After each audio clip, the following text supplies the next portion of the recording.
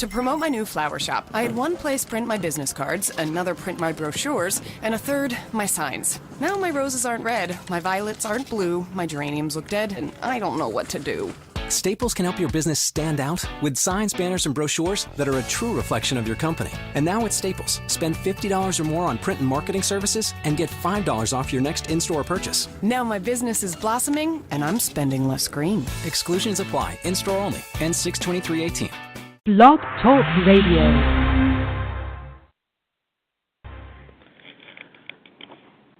Hello, thanks for joining us for a new episode of the AjayBruno Show. My guest today is Danny Tarkanian. He's a businessman, ex-attorney, and seasoned political candidate from Nevada, currently running for Congress there. Hello, how are you? Hi, good. I apologize for the misunderstanding or mix-up. No problem. We're glad to have you on. So before we get into politics, I want to talk a bit about your background. You, of course, come from a legendary basketball background. What was it like growing up around that? And despite being drafted by the Spurs, what made you ultimately chart a different course other than basketball by becoming a lawyer? That's a good question. I've been asked that question, what was it like growing up under, as the son of Coach Jerry Tarkanian, probably more than any other question in my life. I just don't have a different answer. I don't know. I don't know how it would be otherwise, so I can't compare it. It seemed normal to me. People obviously knew me through my father, and they were following the team, and they'd always ask about the run of Rebels and so forth. I just thought it was something that was normal, and it was certainly enjoyable because there was interest in my dad's profession, and certainly they were having an exciting team, so there was a lot of excitement around the questioning. I certainly do understand, though, because you see the people rise into the top and then quickly fall into the bottom, how quickly things can change, and you don't take anything for granted. Sure. So you then decided to go back to basketball as an assistant coach at Fresno State for years. What was that experience like, and what made you determine to go full-on into politics rather than continuing with the coaching career? Yeah, I was actually, as you mentioned, I went to law school and I practiced for 7 years. I just didn't enjoy being a practicing attorney. I didn't enjoy sitting behind a desk writing up documents. And I wanted to be more active and more interchanging with people. My father got the job after about a 3-year period from when he left UNLV. He got the job at Fresno and knew it was going to be his last coaching stint, and I wanted to be there with him and be a part of it and help him any way I could. And when he retired in 2002, I believe, or 2001, his last season, I didn't have a desire to continue coaching, at least as an assistant at that level. I just got married and had a wife. You just don't make a lot of money and you're gone all the time. I'd always wanted to get into public service. My mother was a city council, was a school board member, then a city councilwoman, and I've always followed the political spectrum since college when Ronald Reagan was our president, and a really great governor in California, Governor George Deukmejian was there, and they were my inspiration. But I never felt comfortable talking in front of the public. I've always had a fear of speaking in public, which is not good for a politician. No. So I put it off. But, I got to be in my early 40s, and I said, if I'm going to ever do what I really want to do in life, I got to get over that fear. So I threw my hat in the ring and got into some tough political races, but it was what I wanted to do.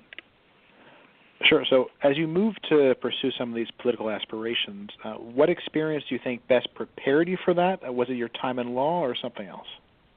For the campaigns or for public service? Both. Well, for the campaigns, I think what prepared me the most was my sporting experiences, mostly basketball, but some in football growing up, because campaigns are really just very, very intense competitions. They have some different rules. I mean, there's basically no rules. It's like all balls out, ball. You can go out and say anything you want, and you get away with it. But it's the competition that distinguishes it. And I was learned, work ethic, how to handle adversity.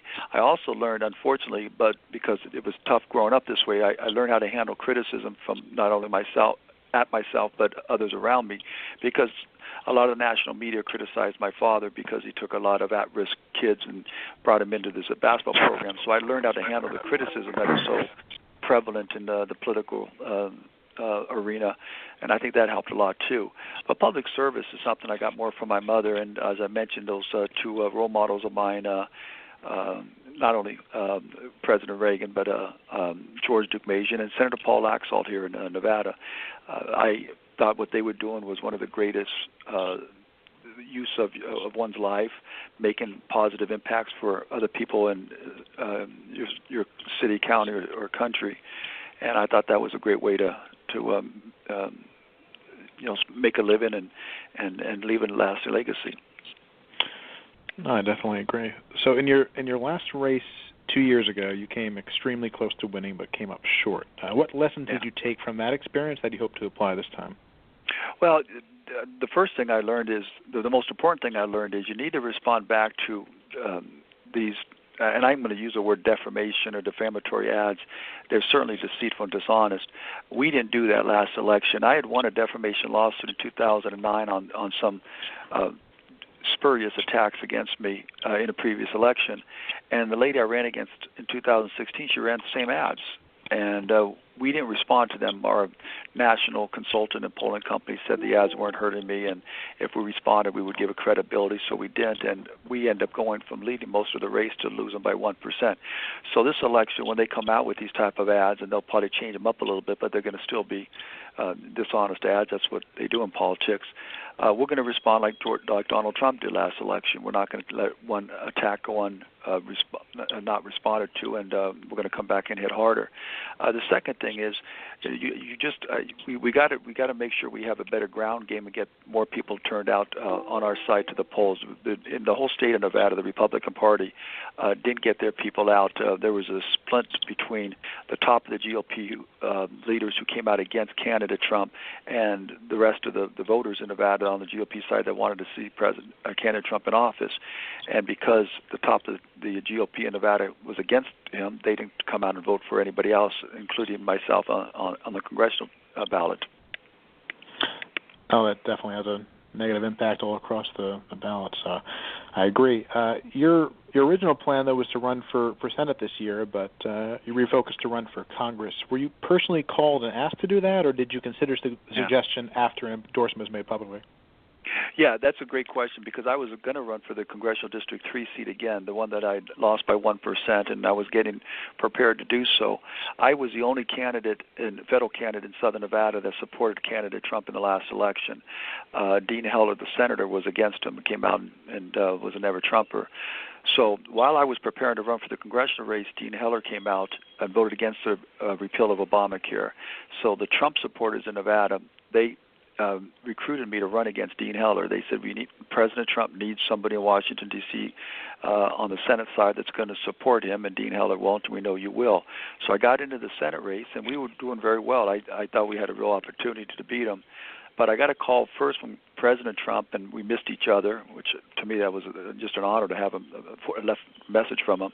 And then he had his political manager, the new guy he just hired, call me up and tell me that basically he said, I just got off the phone with President Trump. He's on Air Force One.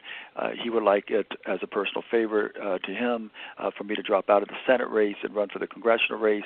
We would be able to win both of those seats. It would help us maintain control of both the Senate and Congress, and we can get the America First agenda passed. I did not feel that was the right decision, because I had a lot of people that had invested time, energy, and money into me and my Senate race. I didn't want to let them down. But when the President of the United States and the leader of your party asked you to do that, I thought that was a right decision. I felt I should do it, and that's why I switched from the Senate seat back to the congressional race. Mm-hmm. So looking forward, which issues do you think are most important to Nevadans and for Americans at large that need the most pressing level of attention? Well, I think the people all throughout the country are concerned about the immigration situation. They want to see the borders protected, whether it's with a wall or some other type of technology that we can maintain strict control over who's coming in and what products are coming in, and to keep the contraband out and the bad people out. So that's something and then you got to revise the rest of the broken immigration system, meaning the chain migration, where we allow third cousins to come in and other relatives that are distant relatives, and we need to implement e-verification, where employers have to verify the legal status of everybody that they employ to work for them. So I think that's a big issue. I think national security is a big issue. You see so many things that are going on that could, just one of them that flips over can really affect the entire world, and with North Korea and with Iran and so forth. So those are issues. The issue that mostly people care about the most, but I think they're so happy with it right now, it's not as pressing, but they certainly don't want to see a change, and that's the economy. For so long here in Nevada, from 2007 to basically 2000 and maybe 14, 15, we were really, really struggling. There high double-digit unemployment, highest foreclosures in the country, bankruptcies were one of the top in the countries. We got it going now, but we just don't want to see it turn back around. We don't want to see the progressive approach of more burdensome regulations and higher taxation and longer waits to get projects built to take effect again, because we saw how damaging it was to the Nevada economy. No, I can imagine that. And getting back to the first issue you mentioned, the immigration one, one thing, there's always talk about, potentially building a border fence. I think that a high-tech electronic fence on the border would probably be the best way to go, but there's not a whole lot of attention paid to that. What's your view on that, and how would you approach the issue? Yeah, I agree with you completely. I think if there's some areas where a real border wall is the best approach, and then let's do it. But it certainly can't be across the entire border. There's going to be areas that isn't, and it may be just as efficient and more cost effective to do what you just said. With respect to where we're at technology now, we can create the same type of security at a much lower cost.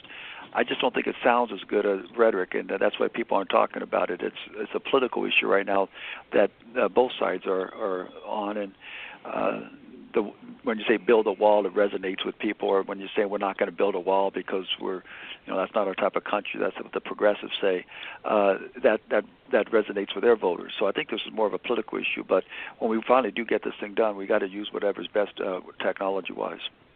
No, I would just hope from a practical point of view, they would say, on the other side and the left side, they're pointing out that they don't want to have a physical barrier, but why not do the same thing, with technology, and then what's their complaint at that point? So I would think that's a way to get around it, but they don't really seem to be using that.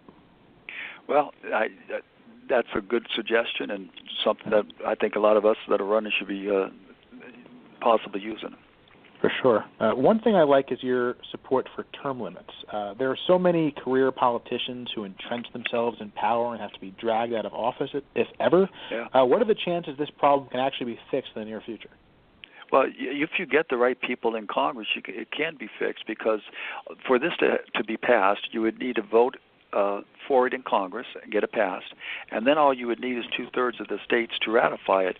But if Congress themselves passed term limits, what state would vote against it? I mean, there's an right. Congress themselves think it's right, so I think it's something that certainly is feasible. The problem is you get people that go back there and they love the power, prestige, and influence they have, and the glamour they have by being a congressman or a senator. They don't want to give it up. They don't do what's best for the people. See, that's what public service is about. You serve with the best interest of the public, not what's in the best interest of you. And too many people in Washington, D.C. have it backwards. You just got to get people back there that understand. We need to make the right decisions for our country, not us personally. No, I agree completely. And one thing which they've really dropped the ball on, we now have over $21 trillion in debt. I mean, the irresponsibility of this is just almost unbelievable. How can we possibly get rid of this mountain of debt at any point when we keep spending ourselves and even more of it? Yeah, it's very, very disappointing. The omnibus bill that was passed was, considering we had control of Republicans in both the Congress, Senate, and the White House, it's inexcusable. we're not going to get it under control if we don't make tough decisions. This is what happens, though. Every time you make a suggestion to cut something, the left will demonize you as you're against whatever it is you're cutting, as opposed to just making real good common sense decisions of what's most important for our country and what's not. There was no concern on the people on the left of our monetary system and the currency and what's going to happen. I'm a big believer, and I don't you understand the supply and demand issue, how you can continue to print money like we've been printing money, and when that gets released into our economic system, how that is not going to have skyrocketing inflation and devalue the dollar. And when it devalues the dollar, who gets hurt the most? The poorer people that have less money. It's the wrong thing to do, and we need to get there and make some tough decisions and get it changed. What they're doing makes completely no sense, like you said. And I think both sides have really failed on this, and it would be nice if someone would just push them to actually be responsible on this issue, because it's just getting out of control. It absolutely is. Sure. So I think that's probably our biggest long-term issue. Is what's going to happen to our currency. It's a serious problem for sure. And more on the social side, you're also pro-life, of course, and we're one Supreme Court justice away from overturning Roe v. Wade. What are your expectations and hopes for this issue in the near future, and what would you like to see? And would you like to see a human life amendment as a possible solution? Well, I am a firm believer that life starts at conception, and I feel the most vulnerable of anybody, or the unborn children that have no voice in what's happening to them, and I'm going to be a staunch defender of theirs anywhere I can. Great. And you're also, of course, opposed to radical leftist views being pushed in our military. I'm really concerned about things like the Don't Ask, Don't Tell policy and sodomy ban being lifted. Do you think it's realistic we can put the moral values back on our armed forces that we've lost over the past number of years? I don't know if we could get back to the moral system that our country was built upon in today's society as a whole, let alone just the military. I believe the people that are running the military have got to have say in how it's run and what's in the best interest of their soldiers, and I support their decision-making process and getting the political divide out of it. Mm-hmm. No, it's just been so politicized in recent years, and despite what the top generals and the Joint Chiefs said, it didn't seem to matter, particularly in the last administration when a lot of this was being done. And I think it's just a real travesty, because once you lose the military, that says a lot about the rest of society, too. Absolutely. So our society is, it's amazing how far we've gone. And to question it, we're just demonized on the other side. I got 3 young daughters, and that bathroom issue where, they're saying, well, if somebody identifies as opposite sex, even though they have the body parts of a different sex, they can use the same bathroom as my 3 daughters. And I just think that's completely wrong, and how our society got to that point, I can't understand. No, and I think the whole thing is definitely spiraling out of control here. So another issue which the government's really failed on, I think, is the continued denial of the Turkish genocide against Armenians, and that's one, of course, which is you hold close. Yes. We've tried to skirt around and dodge this, and until recently, it seems that Turkey's been considered such a treasured ally of the U.S. How do you reconcile American values with the unwillingness of the government to boldly proclaim and condemn this as the horrible act of genocide that it was?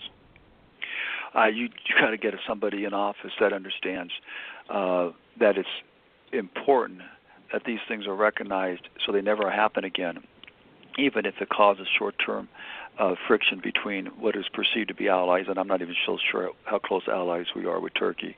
Every president campaigns on the promise that they're going to recognize a genocide, and then they get in office and they're persuaded by whatever special interest group is out there to say, hey, we can't do that, we can't make Turkey mad at us.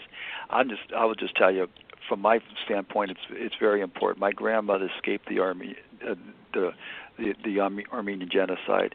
She was a very young girl when the Ottoman soldiers rode into the village. Her mother sewed coins in her dress, put her on a horse, and got her out of the village before her father was beheaded, while he was forced to watch his eldest son beheaded, and then he was beheaded. The rest of the villagers were herded into a church and burnt alive. How we fail to recognize that after 100 years is disgraceful. No, it's absolutely terrible. And do you think this administration will actually do that, or what are your expectations with that? Well, President Trump said he would, and he made a movement in that direction, but not far enough. So I don't know. I don't think anybody who has a personal interest in, like a family member, like I mentioned, have any high hopes right now. No, it's terrible. What are some of the foreign policy issues that you're most concerned about for the country right now? Well, I mean, obviously the North Korean situation is very important, but even more so than that, I think the Iranian situation. We just cannot allow them to get a nuclear bomb, and you wait too long, we're going to be in a worse situation than we are now with Korea, because Iran has already made it clear they wanted to wipe Israel off the face of the earth, and when we defend Israel, that's going to be a nuclear war between the parties if that takes place. No. Well, with North Korea, there's a talk of that summit coming in the next few weeks. Who knows if that's going to actually happen? But I don't think you can trust anything they say, and that's the problem. Yeah, no, I agree. No. With North Korea, what if you were making the decision? What course of action would you suggest with that? Because especially, if we were to consider a military option, they have so many missiles aimed at Seoul that it would be catastrophic. So it's such a quandary up there. Well, that's the problem, because we've already allowed them to get the technology, the nuclear technology to just destroy millions of people, and now it's hard to stop it. It's hard to prevent that militarily wise once they already have it. Mm-hmm. No, that's for sure. So you have a primary coming up. Is there anything you want to add about that, and what it will take to be successful both in this and then hopefully in the general election? Well, the primary, I should be in really good shape. We did some polling a few weeks ago. I was up over 20 points. We did some polling just yesterday, and I was still up over 20 points. Unfortunately, I get some opponents that just go negative and try to. Again, they can say almost anything, and it's not true, but it ends up being believed by some of the voters, and when you experience that in a primary, it carries over some to the general election, and that's what we're trying to prevent as much as possible right now, so that we can come into the general election at full strength. The general election is just going to be a bloodbath. The Democrats have targeted this as one of the top races in the country. I believe the Republicans have also, and last election, it was the most expensive race in Congress. $18.5 million was spent in it. Almost all of it was in negative ads against me, at least from their side, and we had to respond to them. We just got to do a better job responding to them. We got to get a better job of getting our voters out to the polls, and if we do, I think we're going to win. No, that hopefully will be the results. I'm a bit concerned with Nevada as a whole, though, because obviously this was a state, that trended more to the red, and then it's been going the other direction. So do you think that's just a reversible trend from some sort of failings from a strategy point of view, or what do you make of that phenomenon? Well, there's so many Californians that are coming in Nevada, and they come in and they leave California because they don't like what's going on there, and then they come here and they vote to keep the same type of government out there, and it's ridiculous. It is a trend towards being blue. It certainly isn't there now. If you look at the non-presidential elections, Republicans have always done much better than Democrats, but every presidential election, the Democrats do better. They turn out voters at an alarmingly high rate during the general elections. They haven't done it yet in a non-presidential year, but there's a lot of important races here in Nevada this cycle, and I anticipate they're going to do everything they can to get a turnout like they did in the last presidential year. Yeah, I can imagine they would do that. But great. Well, is there anything else you'd like to add and let people know before I let you go? Sure. I just, if you want to learn more about me, I'm one of the few candidates. I put up all my policy positions on the website. You can learn more about my background. If you go to the website, it's tarknv.com. So tarknv.com. And if you email the website and have a question, I answer virtually every one, or at least as many as I can get to. Great. That's something I wish more did, because a lot of campaigns, or especially when you're elected in office, it's almost impossible to get a hold of anyone, and so it's good to see that you do that. Yeah, I agree with you. Great. Well, it was a pleasure to speak with you again. I hope you have a great success in the primary coming up and after that, and I hope I can be helping flipping that district this time around. That would be wonderful. Thank you for having me on. I really enjoyed it. Thanks. Me as well. Take care. Bye. That was Danny Tarkanian, candidate for Congress in Nevada, and so we covered a lot of issues, and hope you got a lot out of that, learned more about him and some of the problems occurring today. So once again, this is our show for now. We'll be back next week with an all-new episode as usual. Guest to be announced, so be sure to stay tuned for that.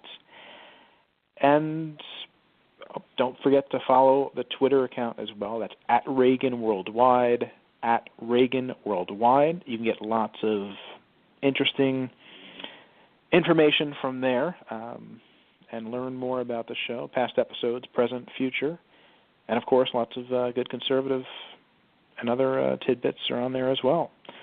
So until next time, this has been AjayBruno, and so long for now. You can get all your fierce, bold, and bingy stuff all in one place. Because Netflix is now on Contour from Cox. Available to residential customers in Cox service areas. Cox Internet and a Netflix streaming membership required. Visit netflix.com/terms of use for more details. Other conditions apply.